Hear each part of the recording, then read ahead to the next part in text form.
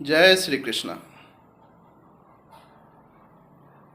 सुनते ही दौड़े चले आए मोहन, लगाया गले से सुदामा को मोहन, हो लगाया गले से सुदामा को मोहन। जैसे ही श्री कृष्ण ने सुना कि सुदामा आए हैं उनसे मिलने, खाली पैर दौड़ते हुए वो गए और सुदामा को गले से लगाया।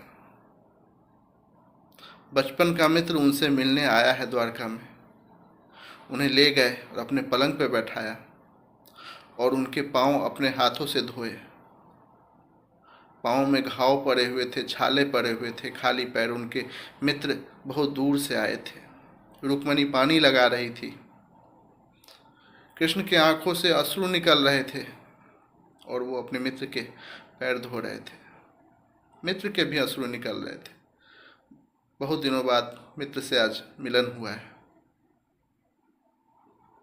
इसके बाद सुदामा ने कहा, मित्र मैं तुम्हारे लिए कुछ लाया हूँ। सुदामा जी ने 3 मुट्ठी अन्न लाया था अपने मित्र के लिए। जब श्री कृष्ण ने पहली मुट्ठी खाई तो पूरा स्वर्ग दे दिया अपने सुदामा के नाम। दूसरी मुट्ठी में पृथ्वी के सारे वैभव दे दिए। तीसरी मुट्ठी में वो वैकुंठ देने वाले थे, तो रुक्मणी जी ने, जो कि लक्ष्मी जी की अवतार थी, उन्होंने हाथ पकड़ लिया। ओ मोरे दानी पिया, ये क्या कर रहे हो?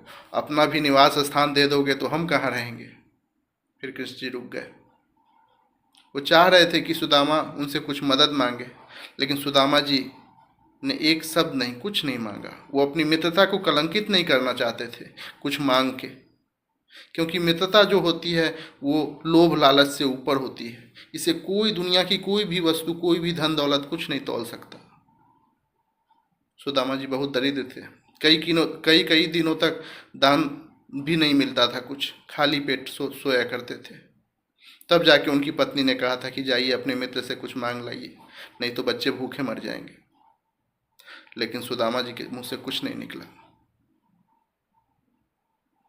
फिर जब मिलने के पश्चात सुदामा जी बोले, मित्र अब मेरे चलने का समय आ गया। कृष्ण जी चाह रहे थे कि मेरा मित्र मुझसे कुछ मांगे, लेकिन मित्र के मुंह से कुछ नहीं निकला। जिस वस्त्र में आए थे वैसे ही वो लौट गए। रास्ते में सोच रहे थे कि घर जाऊंगा, पत्नी बोलेगी कि गए थे मित्र से कुछ मांगने, कुछ मांग के नहीं लाए। लेकिन जब वो अपने नगर पहुंचे तो देखिए पूरा नगर स्वर्ण का बना हुआ है। उनका जो घर था पूरा स्वर्ण का बना हुआ है। रातों रात वो धनवान हो गए थे। उन्होंने तो पहले पहचाना भी नहीं कि यही मेरा घर है, लेकिन जब अपने पत्नी बच्चों को देखा तो फिर उन्हें एहसास हुआ कि ये मेरे मित्र श्री कृष्ण ने किया है।